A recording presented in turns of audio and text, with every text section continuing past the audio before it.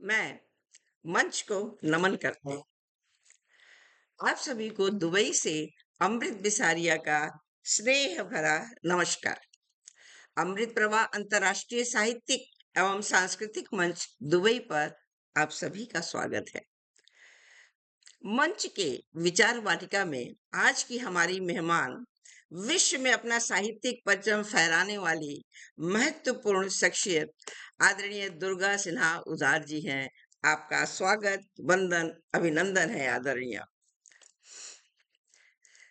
सम्माननीय, आप बहुत बहुमुखी प्रतिभा की धनी, साहित्य, समाज सेवा और सांस्कृतिक गतिविधियों में सक्रिय योगदान देने वाले विशिष्ट व्यक्तित्व से युक्त हैं। प्रवासी होते हुए भी आपने हिंदी भाषा, साहित्य और भारतीय संस्कृति के प्रचार प्रसार में उल्लेखनीय कार्य किया है। तो आगे बढ़ते हुए doctor Durga Sinha, gold medalist, PhD मनोविज्ञान से, पूर्व व्याख्याता बीएचयू की हैं। आप शिक्षाविद, समाज सेवी, मनोवैज्ञानिक सलाहकार एवं बहुआयामी साहित्यकार हैं। आपकी 12 पुस्तकें प्रकाशित तथा 4 प्रकाशनाधीन हैं। देश विदेश के प्रतिष्ठित पत्र पत्रिकाओं में आपकी रचनाएं प्रकाशित होती हैं। आपने अपने पुस्तकों का अनुवाद और लगभग 65 समीक्षाएं की हैं। महिला काव्य मंच, सैन डिएगो शाखा की संस्थापक संरक्षक, विश्व मैत्री मंच, नारी अस्मिता मंच व नई दिशा की संरक्षक हैं। अनेक राष्ट्रीय अंतर्राष्ट्रीय पुरस्कारों से आपको सम्मानित किया गया है।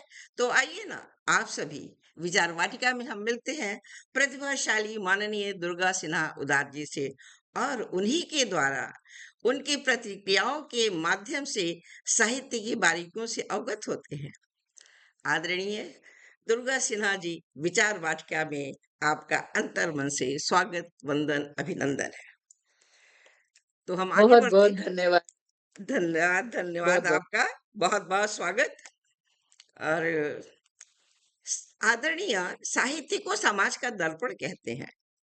आपके अनुसार ये कितना सत्य है? अ, मेरे अनुसार तो ये 100% शत सत्य है, क्योंकि साहित्य सृजन में हम जो कुछ भी लिखते हैं, कवि की कल्पना जहाँ तक जाती है, वो कल्पना तो है लेकिन यथार्थ पर आधारित है। और वह यथार्थ ऐसा होता है कि उस कई बार सामाजिक परिस्थितियाँ हमें तकलीफ देती हैं, पीड़ा पहुँचाती हैं, तो हमें लगता है इसमें इस तरह से सुधार हो जाना चाहिए। तो हम जिसको कहते हैं ना, साहित्य समाज का दर्पण है और समाज को दशा और दिशा निर्देशित करने वाला भी है। जी। जी, बिल्कुल सही कहा आपने आदरणीय। समाज में जो घटित होता है वही तो हम साहित्य में लिखते हैं। तो दोनों एक दूसरे के पूरक हैं। बिल्कुल सही, बिल्कुल सही। हुँ। आगे बढ़ते हैं। आप अपने साहित्य में किसको प्राथमिकता देती हैं? प्रेम को, समाज को या आत्म संघर्ष को? मैं प्रेम पर कम लिखती हूँ, पर हम मेरी जितनी भी रचनाएँ हैं, वो सब प्रेम, समर्पण, त्याग और समाज के हर वर्ग को अपना बना लेने की भावना से ओत-प्रोत होती। जी। ना तो कोई जाति धर्म का भेदभाव मेरे मन में होता है। मुझे ये लगता है कि सर्वधर्म समभाव का जो धर्म है, जो मानववादी विचार है, उस विचार को ही हमें अपनाना चाहिए। किसी तरह कोशिश होनी चाहिए ऐसी कि, और मैं यही शायद मैं कहना पसंद करूँगी कि मैं अक्सर कहती हूँ कि यदि मुझे शिक्षा के क्षेत्र में बदलाव का अधिकार मिल जाए या एक हमसे कोई अगर सुझाव माँगे, तो मैं यही कहूँगी कि संस्कार सिंचन और देशभक्ति, ये भाव भरने के लिए तो हमें कम से कम 8वीं तक की जो शिक्षा है, उसको बिल्कुल मिलिट्री ट्रेनिंग जो सैनिक शिक्षा होती है, जी। उसकी कर दें। साथ में गुरुकुल की भाव जो है आदर्श, उस गुरुकुल का आदर्श बने, ताकि ये भारतीय सभ्यता, संस्कृति परंपराएँ जो हमारे हैं, उन सबको हम आत्मसात कर सकें बच्चे, और देश के प्रति जो जज़्बा होना चाहिए हम सबके हृदय में, वो जज़्बा भी, और अपने आप ही अगर 8वीं तक हम अनुशासित जीवन जिएँगे, तो अपने आप ही हम जीवन में सफल भी रहेंगे और दूसरों के लिए मुश्किलें भी कम पैदा करेंगे। वाह! बहुत सुंदर जवाब। बिल्कुल सत्य कहा है आपने आदरणीय। साहित्य जो जी। है प्रेम, समाज और आत्म संघर्ष तीनों के लिए महत्वपूर्ण है और समय के अनुसार जैसे आपने अभी कहा कि मिलिट्री ट्रेनिंग दी जाए क्योंकि लग रहा है कि अब वो समय आ गया है कि 8वीं पास बच्चे अनुशासन में रहेंगे तो आगे चल कर के देशभक्त भी बनेंगे और अनुशासित होकर के कार्य भी करेंगे। ये बहुत सुंदर नींव आपने। जी, जी, ये नींव नींव में ही कहते हैं ना जी, कि जी, मेरा मनोविज्ञान विषय है, तो मनोविज्ञान यही कहता है कि जो प्रथम 5 वर्ष हैं, वो हमारे पूरे व्यक्तित्व का निर्माण करते हैं। तो अगर हम थोड़ा और मैंने तो बढ़ा दिया, 8वीं तक के बच्चे अगर अनुशासित रहेंगे, तो ये संस्कार सिंचन का जो कार्य है, वो अगर हमारे अंदर आत्मसात हो जाता है, तो हम जीवन पर्यंत जैसे समय की पाबंदी हमने बचपन से ही कहते हैं ना, जन्म से घुट्टी में माता-पिता ने पिलाई। आज भी समय की पाबंदी मेरे जीवन का एक अभिन्न अंग है। ऐसे ही बहुत सी ऐसी चीज़ें हैं, बहुत से ऐसे व्यवहार हैं, जो हम समाज भी उस हमारे से अपेक्षा करता है, और एक अच्छे नेक इंसान और देश के नागरिक होने के नाते हमें करनी चाहिए। जैसे बिल्कुल, स्वच्छता बिल्कुल। है, भोज भोजन हम माने व्यर्थ ना करें। ये सारी चीज़ें अगर बचपन से हम में अनुशासित हो जाएँ संस्कार सिंचन के समय, तो कोई बड़ी बात नहीं है कि इनको करने में हमें बहुत मेहनत लगे। हम सरलता से, सहज भाव से कर सकेंगे। जी, जी, जी, बिल्कुल। और ये तो डे टू डे की लाइफ में ही बच्चे सीखते हैं। हम जो करते हैं, हाँ, हाँ। तभी तो परिवार को प्राइमरी पाठशाला कहते हैं। हम जो करते हैं, वही देख के जी। बच्चे सीखते हैं और वहीं से अनुशासन शुरू होता है। बहुत खूबसूरत। अब आगे बढ़ते हुए आदरणीय, आजकल कविता लिखने के जो रीति है, तो छंदबद्ध कविताएँ या छंद मुक्त, मुक्तक काव्य की रीति है। इसमें आप किसको तवज्जो देना चाहेंगी? छंदबद्ध या छंदमुक्त? मैं सच कहूँ तो छंद मुक्त कविताएँ पढ़कर तो मुझे बहुत आनंद आता है, लेकिन मैं लिख नहीं पाती हूँ, सीखती हूँ, थोड़ी बहुत कोशिश भी करती हूँ, पर मुझे पसंद तो गेय कविताएँ ही हैं। जी, जो गा सकें, गुनगुना सकें और अपने स्वर लहरी से उसको मन के अंदर उतार सकें, दूसरों के मन तक पहुँचा सकें। मुझे लगता है गेय कविताएँ लोगों को भी बहुत भाती हैं। तो मुझे भी छंदबद्ध कविताएँ ज़्यादा पसंद आती हैं। जी, जी।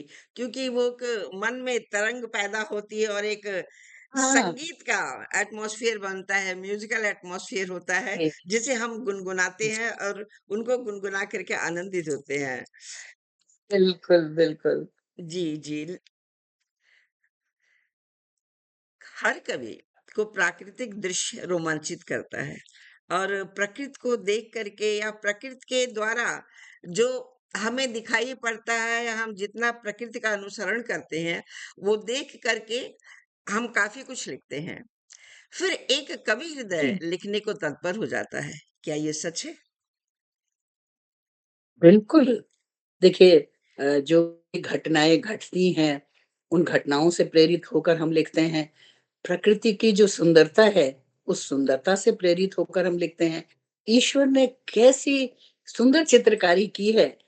आप बैठ कर के आराम से प्रारंभ से ही प्रातः काल से लेकर के आप दोपहर तक की ही जो छटा है, उसको निहारते रहिए, तो अपने आप ही आपको उसके अंदर जो बदलाव आते हैं और उन बदलावों का हमारे मन पर क्या प्रभाव पड़ रहा होता है, समय के अनुसार, उन सब चीज़ों से हम कवि हृदय तो बिल्कुल अछूता नहीं रहता है, और अवश्य लिखता है, और वो प्रेरित भी करती हैं बातें। और हम उसी प्राकृतिक दृश्य में खुद खो जाते हैं और कभी-कभी हाँ, आपने कहा कि हम उससे प्रेरित होते हैं, बिल्कुल ये सच है आदरणीय। प्रकृति को देखकर हम बिल्कुल। काफ़ी प्रेरित हुए, कितने रंग हैं फूलों में, पत्तियों में, अलग-अलग देश में आप जाइए, जी, अलग-अलग रंग की पत्तियाँ पेड़ों पे नज़र आती हैं। मतलब बिल्कुल। कितना ब्यूटीफुल है और प्रकृति, कितनी खूबसूरत है। जी, नदियों अपने देश में तो नदियों का कलकल है, झरनों का जी, झरझर जी। बहना है, ये पवन जो चलती है पुरवाई, ये सब अपने केवल शरीर को नहीं छूती है, हमारे मन को छूती है, बिल्कुल, बिल्कुल। अंतर्मन को आनंदित जी, करती है। तो अपने आप बिल्कुल। ही इसके प्रति तो एक ईश्वर के प्रति समर्पण ही, मैं तो कहती हूँ काव्य रचना ईश्वर के प्रति समर्पण है। वो सब उसी को तो समर्पित है। प्रकृति भी उसी की है और मुझे लगता है कि बिल्कुल, प्रकृति ही ईश्वर है। प्रकृति ही ईश्वर ईश्वर है, मुझे ऐसा भी लगता है। और ईश्वर ही लेखनी भी जी, थमाकर आपसे कुछ लिखवा बिल्कुल, बिल्कुल। बिल्कुल। जी। एक महत्वपूर्ण प्रश्न तो नहीं कहेंगे, समय की डिमांड। जी, जी। ऐसा है कि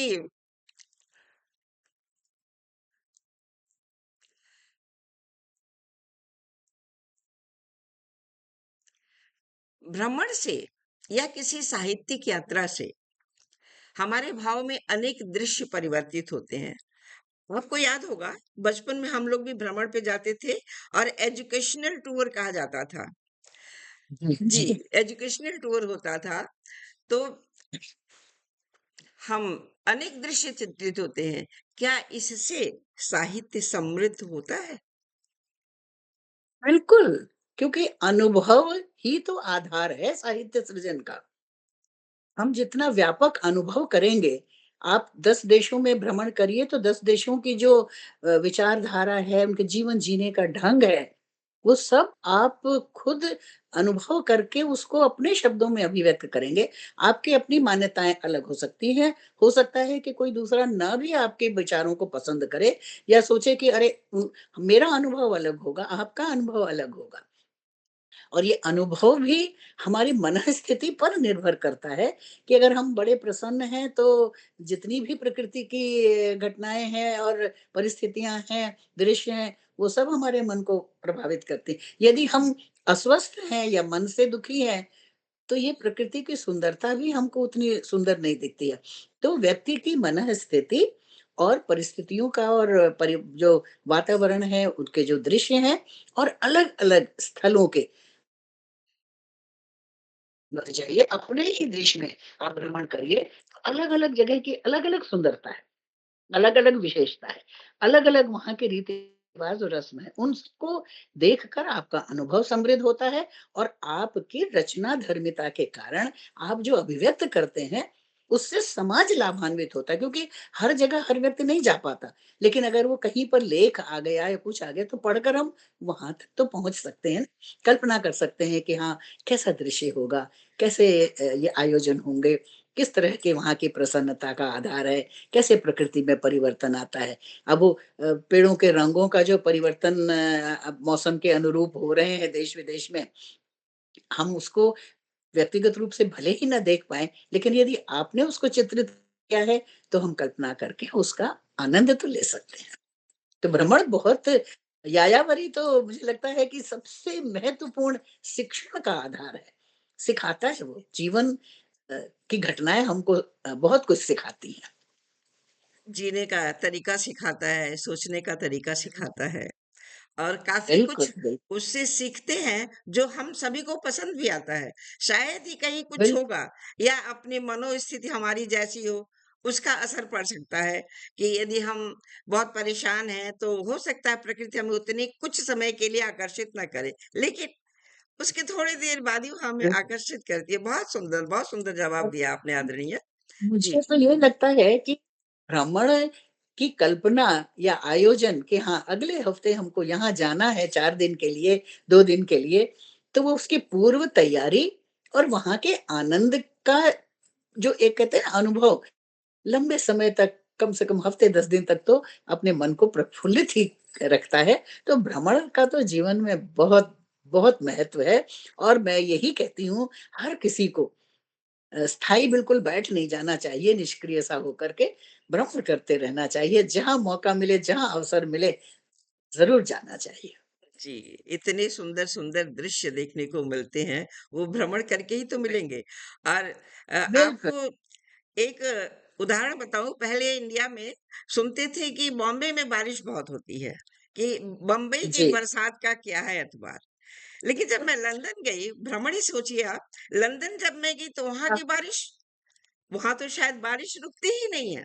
दिन में भी एक बार, चाहे बिल्कुल। कोई भी मौसम हो, कोई भी सीज़न हो, 1 बार या 2 बार बारिश ज़रूर होती है। तो मैंने कहा फिर तो ये हुँ, लंदन की बरसात का क्या एतबार करें हम। तो वही है, ये सब कुछ हमें भ्रमण से ही पता चलता है, या आपने जो कहा बिल्कुल सच कहा कि हम उसको लिखते हैं, वो साहित्य में आता है, तो साहित्य पढ़ करके भी हमको उसका एहसास होता है और मन तरंगित होता है प्रकृति के इस विवरण को पढ़ करके। जी, जी। बिल्कुल और मन करता है कि उस जगह को हम भी जाकर देखें। जी, जी, क्योंकि देखिए आपने उदाहरण दिया, मैं भी उदाहरण देना चाहूँगी। जब जी, मैं पहली बार अमेरिका गई और नियाग्रा फॉल की तो चर्चा बहुत समय से सुनते आ रहे थे, उसकी सुंदरता और उसके वो वहाँ जाकर के नियाग्रा फॉल हमने देखा और जब मैं वापस भारत आई, तो मौका मिला हम लोगों को छत्तीसगढ़ डिस्ट्रिक्ट में बस्तर एक जिला है और वहाँ जगदलपुर करके जगह है। वहाँ जाने का मौका मिला, तो वहाँ लोगों ने बताया कि यहाँ पर भी नियाग्रा फॉल के जैसा ही एक फॉल है, बहुत खूबसूरत है। हम लोग गए वहाँ देखने के लिए और सचमुच उसको मिनी नियाग्रा कहा जाता है और वही रौनक है, वही ब्यूटी है, वही सुंदरता है। तो इतना आनंद आया कि ऐसा लगा कि हम ठीक है। तो ये जानकारी देखिए वहाँ जाकर एक उत्सुकता हुई कि हाँ भाई अपने देश में भी मिनी नियाग्रा है, तो वो मुझे देखना है। जी, और हम जी। लोगों ने वहाँ जाकर के उसका देखा उसे और बहुत, बहुत सुख मिला, बहुत अच्छा लगा। वाकई भारत के कोने-कोने को आप देखिए, हर देश से कहीं न कहीं बिल्कुल, उसका प्रतिबिंब नज़र आता है, क्योंकि मौसम सब बिल्कुल। जगह एक ही है, प्रकृति भी सब जगह एक ही है, बस थोड़े गर्मी, बारिश और ठंड का डिफरेंस है। अदरवाइज़ तो प्रकृति ने हर देश को अपने हाँ, उमंग से, अपनी कलाओं से, अपनी सुंदरता से नवाज़ा है। और प्रकृति में बिल्कुल तो रियली और जी, हर राज्य की अपनी अलग सुंदरता है। आप केरल गए होंगे तो आपने देखा होगा वहाँ के जी, जो बैक जी। वाटर की सुंदरता है, उसका मुकाबला नहीं है। बहुत खूबसूरत। बहुत खूबसूरत है और वहाँ पे ट्री हाउसेस, हम लोग तो ट्री हाउसेस में भी रुके, उसका भी अपना एक अलग अच्छा, मज़ा है, एक अलग एन्जॉयमेंट है। बिल्कुल, और बिल्कुल। आदरणीय हमारे मंच से काफ़ी साहित्यकार, बड़े-बड़े साहित्यकार जुड़ गए हैं। मैं 1 मिनट उन वाह! सबका धन्यवाद करती हूँ, फिर आगे बढ़ती हूँ। मधु प्रधान जी भी मैं जुड़ भी गई हैं, धन्यवाद कर बहुत-बहुत स्वागत आपका आदरणीय, स्वागत है, अभिनंदन है। सीमा साहू जी जुड़ गई हैं, बहुत-बहुत स्वागत है आपका। ममता सिंह जी देख रही हैं हम सभी को, बहुत-बहुत धन्यवाद आदरणीय, बहुत-बहुत स्वागत। स्वागत है देख लि दी लिख रही हैं। अस्थाना महेश जी भी जुड़े हैं आदरणीय, बहुत स्वागत है। और बिल्कुल सही कहा है आपने, ममता जी लिख रही हैं, अषाना जी बहुत सारी तारीफ करते जा रहे हैं और हम लोग का हौसला अफ़ज़ाई करते जा रहे हैं। तो देखिए, मंच के उस पार से भी कितने विशिष्ट साहित्यकार जुड़े हैं, जो हमको, जी। आपको सुन रहे हैं। बहुत-बहुत धन्यवाद आप सभी का। एक क्वेश्चन भी नहीं है आदरणीय ये, लेकिन एक थोड़ा विस्तार भी से भी हम जानना चाहेंगे, माइंड सेट क्या है और नियत, इन दोनों में आपको क्या डिफरेंस महसूस होता है? डिफरेंस माइंडसेट का मतलब मैं जो समझती हूँ कि हम एक अपने जीवन जीने के तरीके और अपनी मानसिकता को एक विशेष झुकाव की ओर झुक जाते हैं कि कई बार आपने देखा होगा कि कुछ लोग हर बात में नकारात्मकता जी, जी, सोचते हैं जी, और जी। कुछ लोग हैं कि जो केवल सकारात्मकता दिखाई देती है उनको कहीं कोई कमी बहुत से आप कोई भी आयोजन कीजिए कमी हो सकती है होती है क्योंकि मनुष्य मात्र भूल का पात्र सभी जानते हैं बिल्कुल। लेकिन लेकिन हमारा नज़रिया जो मेंटल सेट है हमारा नज़रिया ये एक तरह से, तो वो नज़रिया अगर हमारा सकारात्मक है, तो हमको सब चीज़ें जो भी हैं, जैसा भी हो रहा है, जो कुछ भी है, ईश्वर प्रदत्त है, तो उसमें हम सुख का अनुभव करते हैं, आनंद का अनुभव करते हैं। और अगर हमारा माइंडसेट इस तरह का बना हुआ है कि नहीं हर चीज़ में हमको छिद्रान्वेषण करने की अगर वृत्ति है हमारी, अगर वो नियत है, तो फिर तो आप खुद अपना नुकसान कर रहे हैं, मैं तो ये मानती हूँ। जी, जी। बिल्कुल, बिल्कुल ठीक कहा आपने आदरणीय। और ये माइंडसेट का सबसे अच्छा उदाहरण तो हमें तुलसीदास जी के रामायण में मिलता है। "जाकी रही भावना जैसी, हरि मूरत तिम देखी बिल्कुल, तैसी।" हरि मूरत तिम बिल्कुल। देखी तैसी। लेकिन नियत के बारे में आप क्या कहेंगी?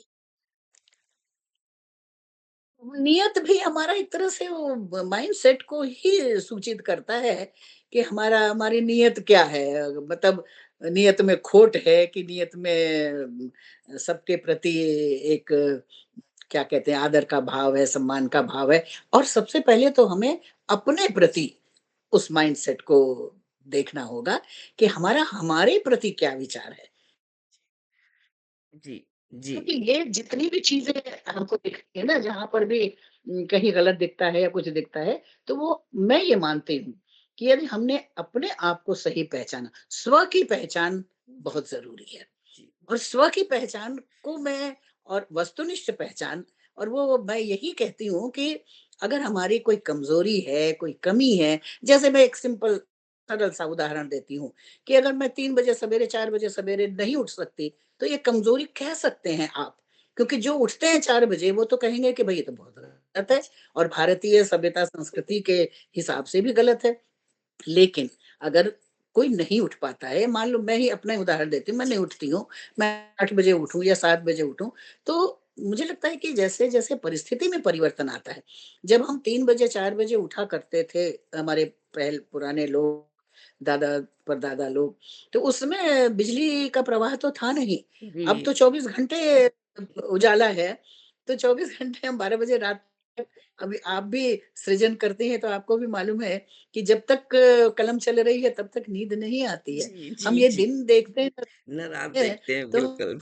तो हाँ, तो ये हमारा जो अपने प्रति जो नज़रिया है, वो नज़रिया अगर हमारा सही है, सही का मतलब है यदि हम अपनी कमज़ोरी और अपनी अच्छाई दोनों को ही जी, जी, लोग कहते हैं ना अपनी तारीफ़ करनी चाहिए, तारीफ़ की बात नहीं है, लेकिन हाँ, अगर हमारे में कोई अच्छाई है, तो उस अच्छाई पर हमको अपने प्रति मान-सम्मान ज़रूर होना जी, चाहिए। जी, अभिमान मत कीजिए, लेकिन जी, सम्मान ज़रूर होना चाहिए और उस अच्छाई को छोड़ना नहीं, उस अच्छाई को पकड़े रहना है और जी। समाज में आपको देख कर के भी लोग बहुत कुछ सीख लेते हैं। जी, जी। बिल्कुल सही बिना कह रही हैं आप। तो बिल्कुल। हाँ सारी जी, बिल्कुल सही कह रही हैं आप। हम जी, स्वयं को जानें और सही में जानें, अपने प्रति गलतफ़हमियाँ भी बिल ना पालें।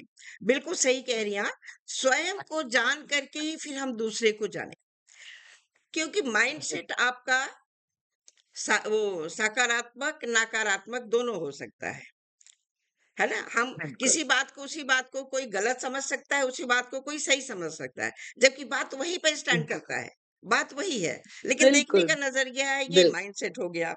लेकिन नीयत जो है आदरणीय, नीयत में ईमानदारी होती है।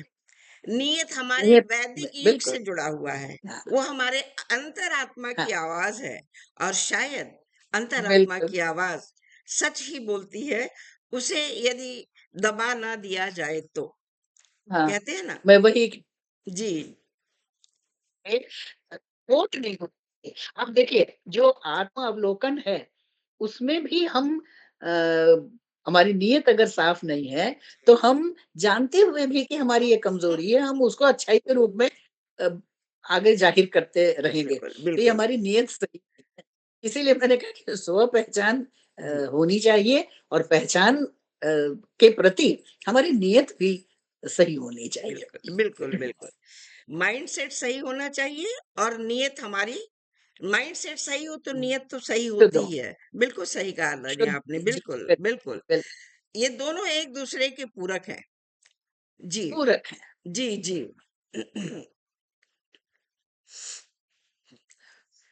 साहित्य का कौन-सा रूप मानव मस्तिष्क और समाज पर आपके अनुसार ज़्यादा असर डालता है? कविता, कहानी या लेख? हुँ, अ, ये देखिए अपनी अपनी अलग-अलग पसंदगी है। कुछ लोग काव्य धारा को ज़्यादा पसंद करते हैं, अहमियत देते हैं, कुछ लोग लेख को पसंद करते हैं। कुछ लोग उपन्यास, जैसे अब मैं अपनी बात कहूँ, मैं उपन्यास कम पढ़ती हूँ। मुझे लेख, आलेख और आजकल की जो नई विधा लघु कथा जो प्रारंभ जी, हुई जी। है, जी, जी। वो या लघु कविताएँ हैं, क्योंकि आप भी जानते हैं कि समय की कमी, अभाव तो मैं नहीं कहती हूँ, क्योंकि लोग जो कहते हैं ना कि मैं बहुत बिज़ी हूँ, व्यस्त हूँ और मेरे पास टाइम नहीं है, मैं ये मानती हूँ कि जो बहुत ज़्यादा व्यस्त है, वो बहुत ज़्यादा काम कर पाता है। और जो ये केवल ये कहता है कि व्यस्त हूँ, मैं कर ही नहीं सकता, तो वो सचमुच व्यस्त तो नहीं होता है, जी, लेकिन हाँ, जी। वो वहाँ नियत वाली बात आ जाती है कि नियत सही नहीं है और गलत बोलता है। बिल्कुल, तो जी, अ, हो सकता है कि मैं गलत हूँ, लेकिन मुझे ऐसा मैं लगता है कि क्योंकि समय तो सबके पास उतना ही है और न जाने कितने, कितने, कितने, कितने काम लोग कर रहे हैं। बिल्कुल। हम नहीं कर पा रहे हैं, इसका मतलब ये नहीं है कि समय का अभाव है। पर समय की कमी इसलिए क्योंकि आजकल ज्ञान विस्फोट इतना है और इतने साधन हैं और इतने गतिविधियां हैं कि हम सब जगह उपस्थित जी, रहना भी चाहते हैं, रह नहीं भी पाते हैं, बिल्कुल। तो उतना समय बहुत ही अगर संक्षेप में हम बहुत ही गहरी बात को अगर समझ लेते हैं, पढ़ लेते हैं और संप्रेषित कर पाते हैं और लोग उससे कुछ सीख पाते हैं, जी, जी। तो क्यों 400 पन्ने का उपन्यास पढ़ें, बल्कि 4 पैराग्राफ में 4 ही परिच्छेद में अगर वो लघु कथा जीवन के उस सच्चाई को हमारे सामने अभिव्यक्त कर रही है, जी, तो जी। उसमें क्योंकि वो तत्काल एक पूर्णता की ओर हमारा अध्ययन हो जाता है, तो मुझे लगता है मैं भी लघु कथा पसंद ज़्यादा करती हूँ और काव्य तो मुझे भी पसंद है, कविता। जी, जी, आपने बिल्कुल सही कहा आदरणीय। कथाएँ और कहानियाँ तो प्राचीन काल से हमारे भारत में क्या विदेशों में भी वो कहते हैं ना जी, दादी-नानी बच्चों को कहानियाँ सुनाती थी, कथाएँ सुनाती जी, थी। तो इसी के जी, द्वारा कहानियाँ और कथाओं के द्वारा हम अपनी संस्कृत को ट्रांसफ़र करते थे बच्चों में। और कहानी जी। सुनते-सुनते बच्चे सो भी जाते थे सुख की नींद में। अरे! कविता जो है कविता का भी प्रभाव कम नहीं है ना? कविता भी बच्चे आराम से याद कर लेते हैं और आराम से सुना बिल्कुल। देते हैं। तो मुझे लगता है साहित्य का हर रूप हर एक इंसान को नहीं, अलग-अलग जगह पसंद आता होगा, ऐसा मेरा मैं मानना है। मैं बीच में मैं जी, मैं भी मैं बीच में आपको रोक करके ये कहना चाहूँगी जी, कि जैसे मैंने अभी कहा कि शिक्षा के क्षेत्र में ये बदलाव, तो मैं हमेशा ये भी कहती रही और शिक्षा के क्षेत्र में ही जुड़ी रही। तो अगर रिसेस पीरियड में जो अंतराल होता है, थोड़ा आधे घंटे का, उस बीच में अगर देशभक्ति गीत सुनाए जाएँ, तो वो बच्चों के मन पर बहुत असर करते हैं।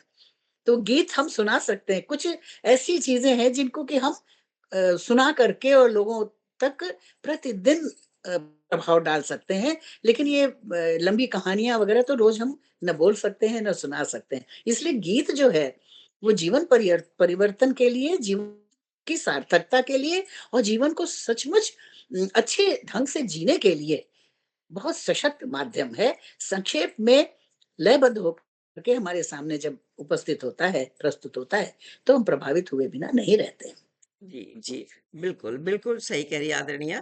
आपको भी याद होगा जैसे जी, मैं एनसीसी में थी, तो नेशनल एंथम में जी, आपके पैर की उँगलियाँ भी नहीं हिलनी चाहिए, इतनी स्ट्रिक्टनेस थी। जी, और कितने जी, साल जी। गुजर गए, आज भी यदि नेशनल एंथम होता है, तो मेरे बॉडी में एक थिरकन सी होती है और चाहे जल्दी मैं ना खड़ी हो पाऊँ, लेकिन फिर भी मैं खड़ी होने की कोशिश करती हूँ। बिल्कुल तो सही। वो मुट्ठी अपने आप बंध जाती है और बिल्कुल जी, अडिग होकर के खड़े हो जाते हैं। बहुत सही जी, कहा आपने। जी, जी, मेरा भी वही हाल है। जी, जी, आदरणीय। और अब ज़रा मंच की तरफ हम अपने मित्रों को, अपने साहित्यकारों को, अपने दोस्तों को धन्यवाद दे लूँ और बिल्कुल। काफ़ी नए लोग भी जुड़ गए हैं और जो जुड़े थे वो आदरणीय और सम्माननीय लोग अभी तक हमसे जुड़े हुए भी हैं। मोहिनी भटनागर जी भी जुड़ गई जी, हैं, बहुत-बहुत स्वागत है आपका मोहिनी जी। और मीनाक्षी गुप्ता जी भी जुड़ गई हैं, बहुत धन्यवाद, बहुत स्वागत है आदरणीय। लक्ष्मण लड़ीवाल रामानुज भी जुड़े हुए हैं, माइंडसेट का और भी सोच के नज़रिए का भी फ़र्क है। बिल्कुल सही कहा आपने आदरणीय, बिल्कुल सही कहा। आर्यन सिंह जी जुड़े हुए हैं और दीपा शेखर जी जुड़ गई हैं, बहुत-बहुत धन्यवाद आदरणीय। आप सभी को पढ़ कर के मुझे बहुत अच्छा लग रहा है और मंच कीर्तिमान हो रहा है। स्वागत है आप सभी का, अमृत विसारिया जी और आदरणीय दुर्गा सिन्हा जी, दीपा शेखर जी भी जुड़ गई। बहुत सुंदर कार्यक्रम चल रहा है। बहुत-बहुत धन्यवाद आप लोगों को और मुझे बहुत खुशी हो रही है कि आप लोगों को पसंद आ रहा है। डांबर सिंह जी भी जुड़ गए हैं। बहुत धन्यवाद आदरणीय। दीपा शिखर जी कह रही है बहुत सुंदर वार्तालाप चल रही है। मधु प्रधान जी भी जुड़ी हुई है। बहुत बहुत धन्यवाद आपका आदरणीय। सच है, लयबद्ध गीत अंतर मन को छू जाता है। आनंद सिंह जी लिख रहे हैं बहुत सार्थक सराहनीय वार्ता चल रही है। आप सभी का बहुत बहुत धन्यवाद। बहुत बहुत धन्यवाद। तो चलिए हम आगे चलते हैं।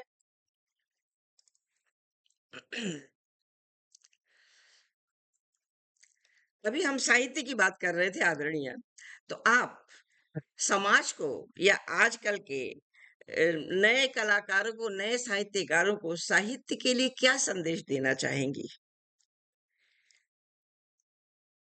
साहित्य के लिए मैं यही संदेश देना चाहूँगी और मैं आपको उसके पहले संदेश से पहले मैं आपको ये बात ज़रूर बताना चाहूँगी कि आज की जो युवा पीढ़ी है, मैंने कई ऐसे आयोजन और कई ऐसे कार्यक्रम देखे हैं, जिनमें युवा पीढ़ी ने अपना सशक्त परिचय दिया है जी, और इतनी अच्छी उनकी सूक्ष्म अवलोकन की दृष्टि मैंने पाई है और उनकी अभिव्यक्ति के लिए जो उन्होंने शब्द चयन किया है और शब्द संयोजन किया है, लाजवाब। मतलब मन से यही शब्द निकलता है कि कितनी खूबसूरत कल्पना और बिल्कुल जो समसामयिक विषय हैं। जैसे अभी एक पिछले ही महीने एक बड़ी बहुत सुंदर पिछले हाँ 30 तारीख को ही थी अक्टूबर को, उसमें बच्चों ने भूख से जो त्रस्त है जनता, गरीबी रेखा से बहुत नीचे जो है, विश्वविद्यालय के बच्चे, उस उम्र के बच्चे उस तीव्रता की अनुभूति कर पा रहे हैं और उसको इतने अच्छे शब्दों में अभिव्यक्त कर रहे हैं। प्रेम को इतनी खूबसूरती से उन्होंने अभिव्यक्त किया है। तो मैं तो ये मानती हूँ, महसूस मैंने किया कि उनको कोई संदेश देने की ज़रूरत ही नहीं है। जी, आज की युवा पीढ़ी ज़्यादा भावुक है, ज़्यादा संवेदनशील है और ज़्यादा मजबूती से पकड़ती है उन सभी परिस्थितियों को और अभिव्यक्त करके अपनी बातों को समाज तक पहुंचा ही रही है। फिर भी आपने प्रश्न ये किया है तो मैं तो यही कहूंगी कि ये बच्चे जिस सूक्ष्म दृष्टि से समाज की गतिविधियों का अवलोकन कर रहे हैं, विसंगतियों को महसूस कर रहे हैं और जिस तरह से उसके समाधान के लिए जो कुछ भी कर रहे हैं वो सतत करते रहें और देखते रहें, पढ़ते रहें, सीखते रहें क्योंकि सीखना तो जीवन पर्यंत चलने वाली प्रक्रिया है। हम आप भी अभी भी सीख रहे हैं। मैं तो हमेशा विद्यार्थी ही बने रहना पसंद करती हूँ जी। और यही संदेश देती हूँ कि बच्चों विद्यार्थी बने रहना तो तुम बहुत आगे बढ़ सकोगे और दूसरों को भी बहुत कुछ दे सकोगे। समाज को तुम्हारी ज़रूरत है। बिल्कुल, बिल्कुल, बिल्कुल सही कह रही हैं आदरणीय आप। समाज को वाक़ई इन नवांगतों का की बहुत ज़रूरत है और वाक़ई आप ये सही कह रही हैं। मैंने भी बहुत अनुभव किया अपने मंच पे मैं नए कवियों को भी बुलाती हूँ। इतने हुँ, तन्मयता से और इतने मन से और इतने डिसिप्लिन से सुनाते हैं कि लगता है बिल्कुल। कि हम इनको मिस कर रहे थे, पहले हमने क्यों नहीं इनको बुलाया। बहुत अच्छा बोलते हैं, बहुत मैं अच्छा कई लिखते बार हैं। मैं तो कई बार ये कहती हूँ कि इन बच्चों का सुनने के बाद तो अपना कुछ सुनाने की इच्छा ही नहीं करती क्योंकि जी, लगता है ये तो बहुत बहुत ही सरल सी भाषा में और बहुत ही छोटी सी बात कही है। बच्चों ने तो कितनी गहराई वाली बात कही है, कितने गहन चिंतन, मनन और मंथन की बात उन्होंने कही है। बहुत बहुत योग्य है हमारी पीढ़ी आज की और मैं तो आश्वस्त बिल्कुल। हूँ कि हमारी हिंदी वो भाषा को आगे ले जा रहे हैं। जी। विश्व भाषा हिंदी बनाने की दिशा में हम जी, सभी जी, अग्रसर जी। हैं। और वो ऐसा लगता है कि वो अपने आप को उसमें इतना आत्मसात कर लेते हैं कि मैं और क्या करूँ और कितना अच्छा कहूँ। तो वाक़ई बिल्कुल, साहित्य बिल्कुल। को ये जी रहे हैं। आजकल के कलाकार जी, साहित्य को जी रहे हैं और साहित्य को ओढ़ते हैं, उसी में बैठते हैं और उसी में एन्जॉय करते हैं। बहुत, बहुत बधाई। बिल्कुल। मैं तो बहुत बधाई देती हूँ उनको कि वाक़ई अब हमारा साहित्य बहुत जल्दी आगे बढ़ेगा और विश्व भाषा ज़रूर बनेगा। जी। आदरणीय, हम लोग बातचीत तो बहुत कर चुके हैं। आपकी मधुर आवाज़ में हुँ, हुँ। हम आपकी कोई मनपसंद गीत, कविता, गज़ल जो भी आप सुनाएँ, स्वागत है आपका। वो तो मैंने सोचा ही नहीं कि वो भी सुना दूँगा। ठीक है, मैं निकालती हूँ 1 सेकंड जी, जी। और मैं वो कविता सुनाना चाह रही हूँ कि यहाँ पर कार्यक्रमों में जैसे मेरी सहेली हैं, नेहरू कॉलेज से रिटायर्ड प्रिंसिपल हैं, प्रीता पवार जी। अगर सुन रही होंगी तो उनको अच्छा लगेगा। तो अ, उन्होंने मैंने एक जगह सुनाया था तो उन्होंने बहुत आवाज़ पसंद ब्रेक हो रही किया थी। और जब भी कहीं हम लोग मिलते जी, हैं तो सुनते हैं। हर बार उनकी फरमाइश होती है कि इसको सुनाइए आप। और वो वस्तुतः मैं आपको बताऊँ उनको क्यों अच्छी लगी कि मैंने अ, लिखा तो "Oh, तुम अपनी पियो? भावनाओं को ड्रिंक है इट।" और देखिए लिखते हम अपनी भावनाओं जी, है अधिकांश।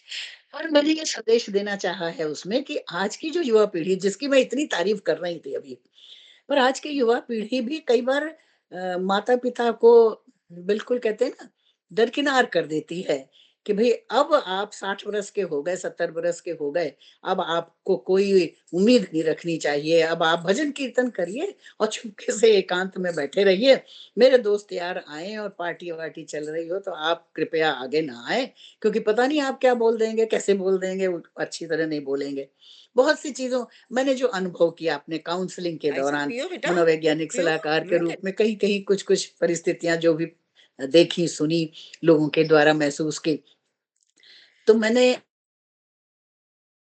देने के लिए कहा कि बच्चों अपने माता-पिता या दादा-दादी को आप हर समय मत साथ रखिए, लेकिन उनका भी जी करता है क्योंकि जैसे-जैसे हम वृद्ध होते हैं, आपने बूढ़ी काकी प्रेमचंद जी की पढ़ी ही होगी, सबने जी, पढ़ी होगी, जी, जी। तो जैसे-जैसे हम उम्र हमारी बढ़ती है, हमारा बचपन जो है ना, वो ज़्यादा खिलने लगता है। हमें वो चाहते हैं, हमारी इच्छाएँ, हमारी वो भावनाएँ, वो ज़्यादा पनपने लगती हैं, तो और मैं तो ये कहती हूँ उस बचपन को ज़िंदा रखें। अभी आपने भ्रमण की भी बात की, वो बचपन अगर ज़िंदा ना हो, तो हमें कोई उत्सुकता ना हो, हमें कोई उत्साह ना हो। तो वो बचपन तो ज़िंदा रहना चाहिए, हमें जीना है और खुशी से जीना है और उस जीने के आदर्श को सब तक पहुँचाना भी अगर है, हमारे अपने व्यक्तित्व से ही हमको दूसरों को सिखाना है, क्योंकि शब्दों की अपेक्षा व्यवहार का ज़्यादा महत्व है। तो वो बचपन ज़िंदा है तो हमको सब कुछ चाहिए, इसलिए उस चाहत को तो बच्चों को भी आगे बढ़ाने के लिए, मदद करने के लिए उनको आगे आना चाहिए। तो मैंने एक छोटी-सी रचना ही है, वो मैं आपको जी, जी, प्रीता जी स्वागत की है पसंद आपका। की जी, जी, और सबको अच्छी लगी, मुझे भी अच्छी लगी। तो उसका शीर्षक मैंने दिया है चकोर चाहिए कि बुजुर्गों को, बड़े लोगों को क्या चाहिए? कि मुझे चाँद नहीं चाहिए, चकोर चाहिए। अब वो चकोर ईश्वर की ओर भी हो सकता है, जी। अपने बच्चे के प्रति भी हो सकता है, किसी अपने घर के प्रति भी हो सकता है, कुछ भी हो सकता है। हमारा लक्ष्य, हमारा उद्देश्य, हमारा एक केंद्र बिंदु कुछ भी हो सकता है, जी, लेकिन मम्मा को आवाज़ दो। क्या-क्या जी, और भी चाहिए आवाज़ दो हमको। मम्मा को, बोलो। जी, कि मुझे चाँद नहीं चाहिए, चकोर चाहिए, हो मुझे चाँद नहीं चाहिए, चकोर चाहिए, हो मुझे चाँद नहीं चाहिए, चकोर चाहिए, मुझे रात नहीं चाहिए, भोर चाहिए, मुझे चाँद नहीं चाहिए। शुक्रिया। वो मेरे अंदर अगन नेह प्रेम की है।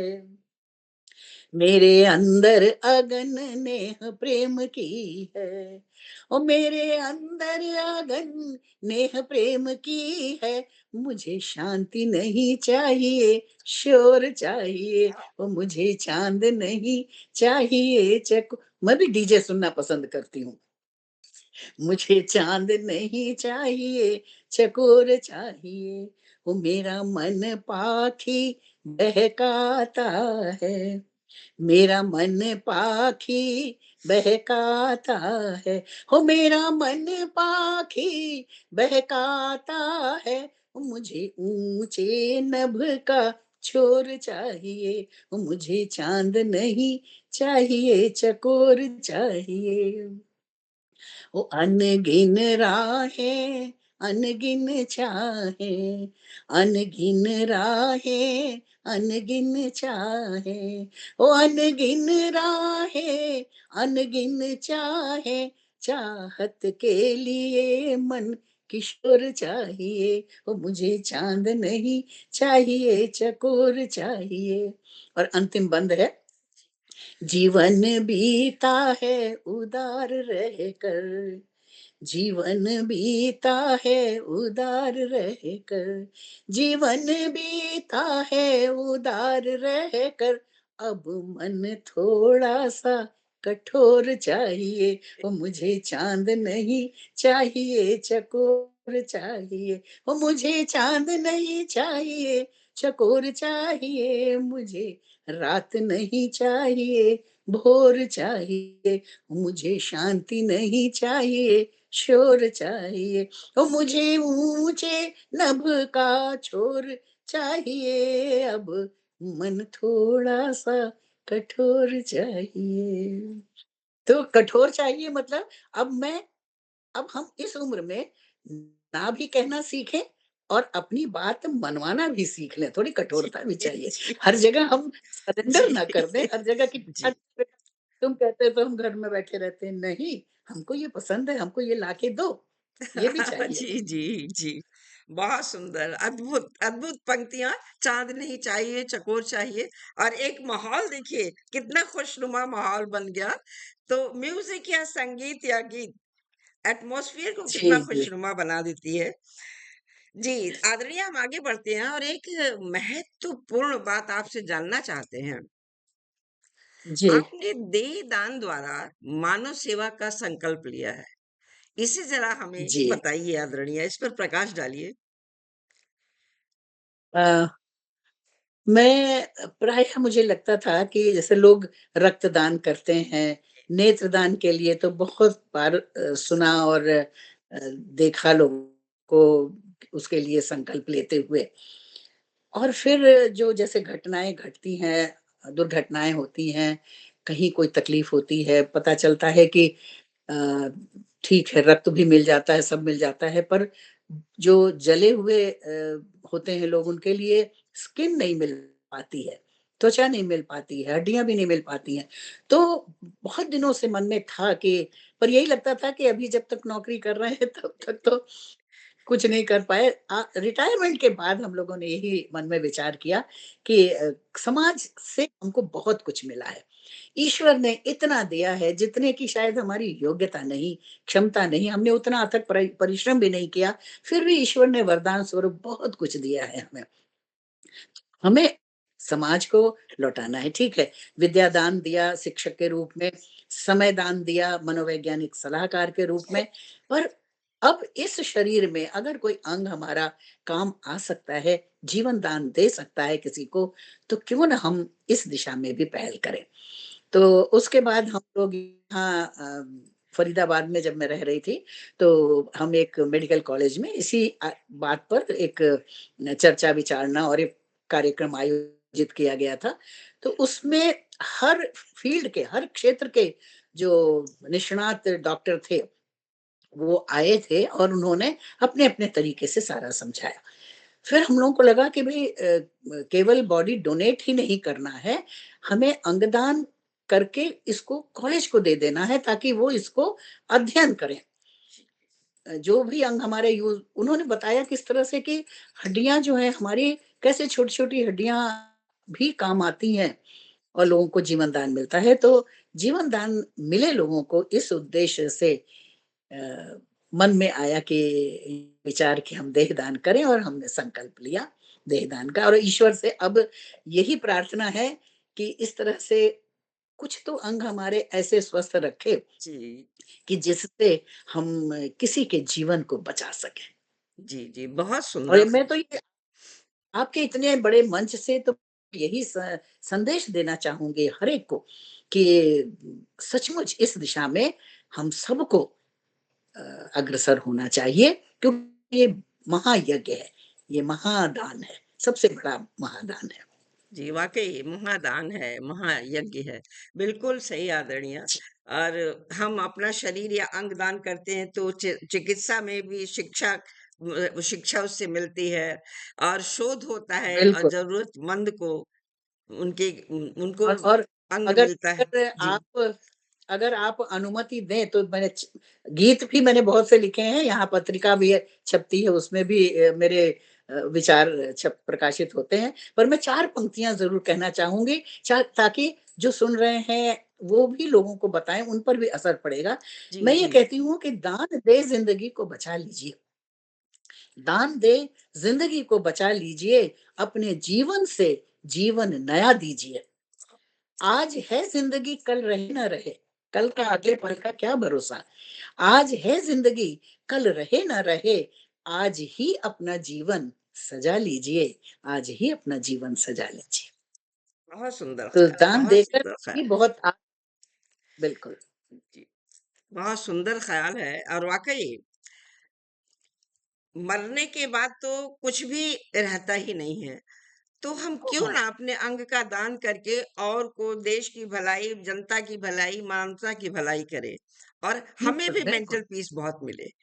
खुद को भी बहुत खुशी बिल्कुल। होती है कि चलिए हम ना जी। रहने के बाद भी किसी के काम आ सकेंगे। हाँ, जी, जी। बिल्कुल। मैं तो बहुत ये कहती हूँ कि जीवन दान देकर आप अपने जीवन अमरत्व देते हैं, अमर जी, बनाते जी, हैं। जी, आप जी। मरने के बाद भी जीवित रहेंगे। जी, जी। आपकी आँखों से कोई दूसरा देख रहा है जिसके पास रोशनी नहीं हाँ, है। बहुत बिल्कुल। बहुत अच्छा ख़्याल। एक मज़ेदार सा मज़ेदार सी बात है। साहित्यकार के हाँ, साहित्य को आप बहुत प्रोत्साहित करते हैं, जिससे मन गदगद हो जाता है और ऊर्जा प्राप्त होती है। इस पर आप कुछ प्रकाश डालेंगे? अ, प्रकाश तो अगर साहित्य से नहीं, मान अपनी लीजिए कि प्रशंसा से मेरे साथ इंसान क्या महसूस करता है? ये मतलब ये है। प्रशंसा तो देखिए मन को आकाश की ऊँचाई से भी उस पार ले जाती है, ठीक है? तो प्रशंसा से तो मन प्रफुल्लित रहता है, आनंदित रहता है, बहुत कुछ जो हम नहीं भी कर सकते हैं, उसकी भी शक्ति हमको मिलती है। तो प्रशंसा तो बहुत मूल्यवान है, महत्वपूर्ण है और मैं ये कहती हूँ कि प्रशंसा से तो कभी पीछे नहीं हटना चाहिए और मैं तो यहाँ तक कहती हूँ कि भई एक बहुत पुराना गाना है पल भर के लिए कोई मुझे प्यार कर ले, जी। झूठा ही सही, सबने सुना होगा। तो मैं तो ये कहती हूँ कि अगर हम पल भर के लिए 2 शब्द में प्रशंसा करते हैं किसी की, तो उसको भी जीवन मिलता है, उसको भी शक्ति मिलती है। तो क्यों ना हम गलत ही सही मान लो आपको आपको लगता है कि शायद हम ये झूठी प्रशंसा कर रहे हैं, पर झूठी ही प्रशंसा करिए। अब अगर आप मान लीजिए कि हम मैंने 4 लाइनें लिखी और आपने कह दिया कि बहुत अच्छी है, तो बिल्कुल। मुझे 4 लाइनें और लिखने का मन करेगा, जी, बोलने जी, का मन करेगा। जी। तो प्रशंसा से तो प्रोत्साहन ही प्रोत्साहन है, कहीं पर भी अवनति नहीं है, उन्नति ही जी, उन्नति है, जी, प्रगति ही जी, जी, प्रगति है। जी। और मन को भी सुकून मिलता है और आगे बढ़ने की और हाँ, हिम्मत मिलती है। चाहे बचपन में प्रशंसा बिल्कुल। की जाए, चाहे यंग एज में की जाए, हर उम्र में हुँ, प्रशंसा अच्छी ही और लगती है। और मैं ये भी कहना चाहती हूँ कि अपने पुराने ज़माने के ख़्याल ये होते थे कि मेरे ख़्याल से संस्कृत के महाकवि भारवी जो थे, जी, उनका किस्सा है या किसी का मैं नाम भूल रही हूँ, पर एक महान संस्कृत के जो ज्ञाता थे, उनका ये किस्सा है कि वो जितने भी शास्त्रार्थ वग़ैरह में जहाँ भी जाते थे, लौट कर आते थे तो उनके पिताजी बोलते थे कि अभी थोड़ी इतनी कमी रह गई है, अभी और होना चाहिए। तो बताते हैं ऐसा कि वो एक दिन उनको बड़ा गुस्सा आया और उन्होंने पर्दे के पीछे छिप करके तलवार लेके बैठ गए कि आज तो मैं पिताजी का कत्ल ही कर दूँगा, इनको मेरी कोई बात अच्छी नहीं लगती है। मतलब किसी हर चीज़ में नुक्स निकाल देते हैं, कुछ बात अच्छी नहीं लगती है। तो पुराने ख़्याल ये होते थे कि भई सामने प्रशंसा मत करो, नहीं तो अगला बढ़ेगा नहीं, घमंड में आ जाएगा। पर जब उन्होंने वो तलवार लेके खड़े थे और उनको लगा कि अब ये सोएँगे तो मैं ऐसा करूँगा, तो वो पति-पत्नी बात कर रहे थे, उनके माता-पिता बात कर रहे थे। तो माँ ने कहा कि इतना अच्छा बेटे ने किया, सब लोग तारीफ़ कर रहे थे, लेकिन आपने उसमें भी नुक्स निकाल दिया। तो उन्होंने यही कहा कि मैं चाहता हूँ कि वो और ऊँचाई पर जाए, जी, और ऊँचा जी, उठे, कहीं जी। ऐसा ना हो कि प्रशंसा सुन कर के वो फिर नीचे उससे गिरने की हो। तो जो बाहर वो छिपे हुए थे, वो तुरंत बाहर आए और उन्होंने क्षमा माँगी कि मैंने आपको गलत समझा। पर ये परिस्थिति उन्होंने तो सुन लिया उनको बात करते, पर ये हमेशा ऐसा हो ऐसा नहीं जी, संभव है। जी, जी। इसलिए मैं कहती हूँ कि प्रशंसा आप सामने करिए, लोगों के बीच में प्रशंसा कीजिए, जी, बिल्कुल, उससे बिल्कुल। घमंड हुँ, है, उससे प्रोत्साहन मिलता है। और यदि कहीं कोई कमी है, किसी में कमी नज़र आती है, तो आप चुपके से एकांत में उसकी कमी को संकेत कीजिए, ताकि वो अपनी कमी को महसूस कर सके। और क्योंकि आप सामने में अगर कमी निकालेंगे, तो उसको बुरा लगेगा, अपमानजनक लगेगा, नहीं। हुँ। लोगों के सामने। और प्रशंसा नहीं करेंगे, तो भी लगेगा कि कोई उत्साह नहीं बनेगा। तो प्रशंसा 4 लोगों के बीच कीजिए, और कोई सुझाव है, तो उसको एक में जी, दीजिए। जी, बिल्कुल, बिल्कुल। ताकि उससे कहीं वो शर्म भी ना आए और और हाँ, काम भी बन जाए और प्रशंसा भी हो जाए, बिल्कुल। बिल्कुल सही। आदरणीय क्योंकि देखिए, आलोचना आलोचना से मन आहत होता है, बिल्कुल लेकिन सही है, जब बिल्कुल हम सही है। स्थिर मन से सोचते हैं, तो हमें भी महसूस होता है, हाँ, ये कमी, ये आलोचना ज़रूरी थी। हमने अपनी कमी को फिर सुधारने की कोशिश बिल्कुल, करनी। बिल्कुल। बिल्कुल होना भी चाहिए लेकिन सरल शब्दों में होना चाहिए जो किसी को बुरा ना लगे। बिल्कुल। आदरणीय आपने ऋतु संहार की 45 हाँ, 1 मिनट 1 मिनट नृत्य नाटिका ऋतु संहार की आपने 45 मिनट की कोरियोग्राफी की है।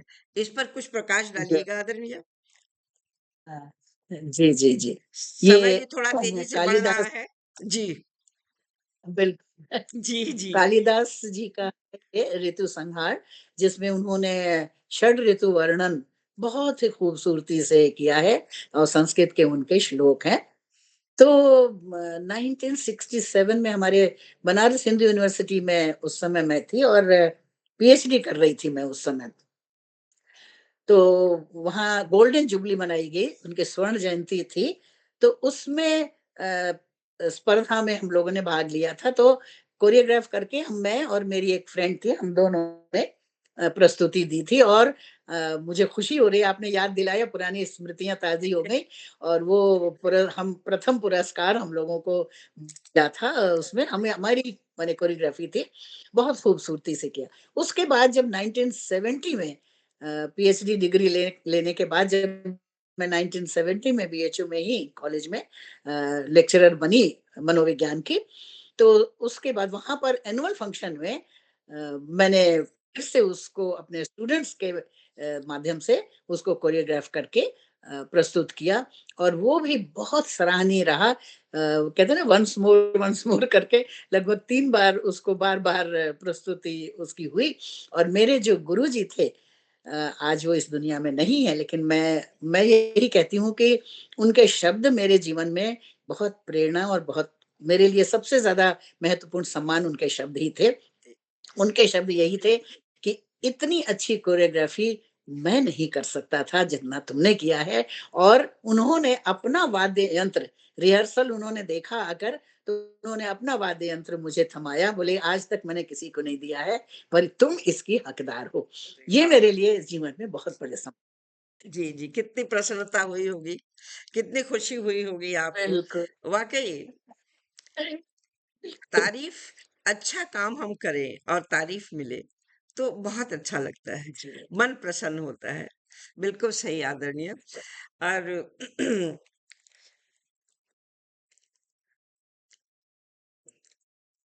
एक छोटा-सा कुछ शब्दों में मैं जानना चाहूँगी आदरणीय, बच्चे, जी। हम और सभ्यता और जीने की राह, इसके बारे में आप कुछ पंक्तियों में बताइए। जीने कुछ की राह पंक्तियों मैंने में। इसलिए बोला कि सभ्यता संस्कार को मैंने एक नया नाम दिया, जीने की राह। जी, क्योंकि हाँ। सभ्यता और संस्कार सुन कर के लोगों को लगता है कि ये तो बहुत बड़ी चीज है, बहुत कोई ऐसी चीज है जो पता नहीं पालन हो पाएगी या नहीं हो पाएगी।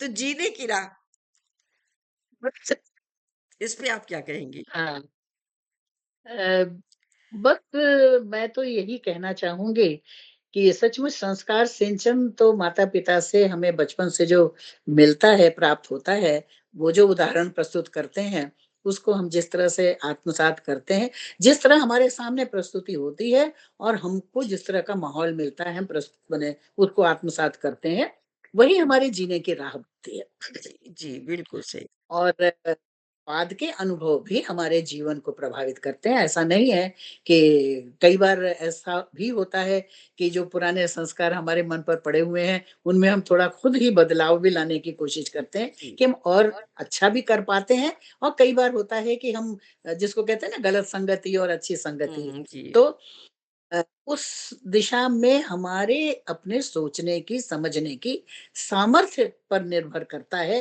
कि हम कितना उसको समझ पाते हैं और कितना सही दिशा में अग्रसर हो पाते हैं। बहुत तो सही आदरणीय, बहुत हाँ, सही आपने एक आईना दिखाया इसको कि वाक़ई जीने की राह कैसी जी, होनी चाहिए। और इसपे मैं एक नया एपिसोड भी लेकर के आ रही हूँ, बच्चे, हम और जीने की राह। तो आगे आएगा जी, कभी तो आप देखिएगा। और हमारे मंच से काफ़ी विभूतियाँ, साहित्यिक विभूतियाँ जुड़ी हुई हैं। दीपा शेखर जी जुड़ गई हैं, आर्यन सिंह जी जुड़ गए हैं, बहुत-बहुत धन्यवाद आदरणीय आपका। सीमा साहू जी भी जुड़ी हैं, अहमद कौल जी भी जुड़े हुए हैं, बहुत धन्यवाद। आप सभी बहुत अच्छे-अच्छे शब्दों से हम लोग का हौसला अफ़ज़ाई कर रहे हैं। दीपा शेखर जी भी जुड़ गई हैं, राया राजवाला पुंडेर जी भी जुड़ी हैं। बहुत-बहुत धन्यवाद आप सभी को आदरणीय। यदि बाई चांस आप लोगों का किसी का, आदरणीय कुसुम सिंह अविरल जी भी जुड़ गई हैं। बहुत धन्यवाद, बहुत स्वागत सत्कार आप सभी का है। और बाई चांस यदि किसी का नाम रह गया हो तो प्लीज़ सॉरी, उसके लिए प्लीज़ सॉरी। और आगे बढ़ती हूँ मैं। आज के इस एपिसोड में डॉक्टर दुर्गा सिन्हा उदार जी, जो समाज और संस्कृति के जीवन दर्पण है, आपके व्यक्तित्व और कृतित्व में साहित्य की गहराई और संवेदनशीलता स्पष्ट झलकती है। साहित्य और व्यक्तित्व दोनों एक दूसरे के प्रतिबिंब है। आपने सही कहा कि साहित्य व्यक्तित्व को संवेदनशील, जागरूक और गहन दृष्टि देता है। वही व्यक्तित्व की आभा साहित्य को भी जीवंत बनाती है। आप न केवल शब्दों को स्वरूप देती हैं, बल्कि साहित्य को एक नए दृष्टिकोण से देखने की प्रेरणा भी प्रदान करती हैं। दृढ़ता और संवेदनशीलता का संतुलन ही सृजन को ऊंचाई प्रदान करता है।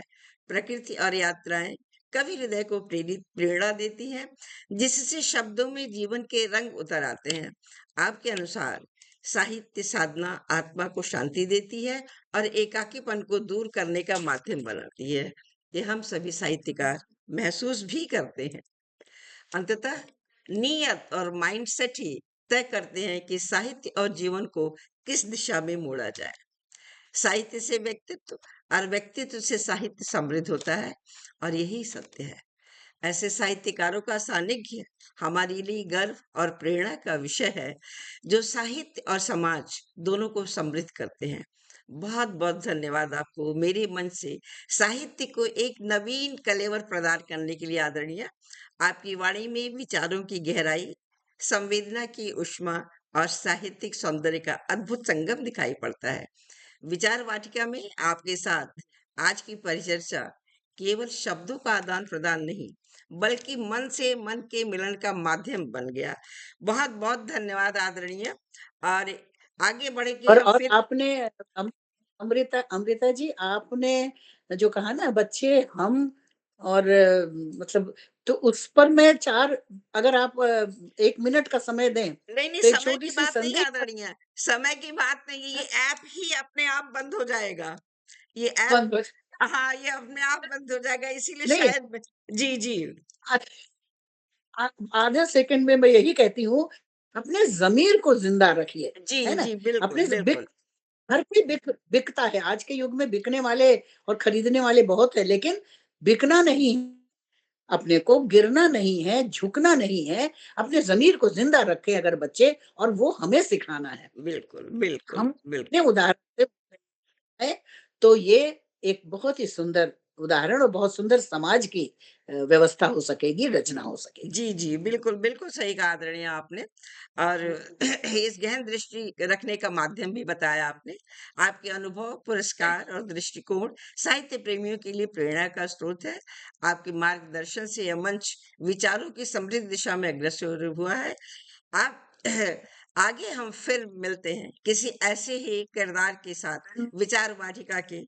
बिल तब तक के लिए शुभ बिल्कुल। रात्रि, गुड नाइट, शब्बा खैर और मेरे हुँ, साहित्य से जुड़े हुए सभी साहित्यकारों को नमन, वंदन और बहुत-बहुत धन्यवाद।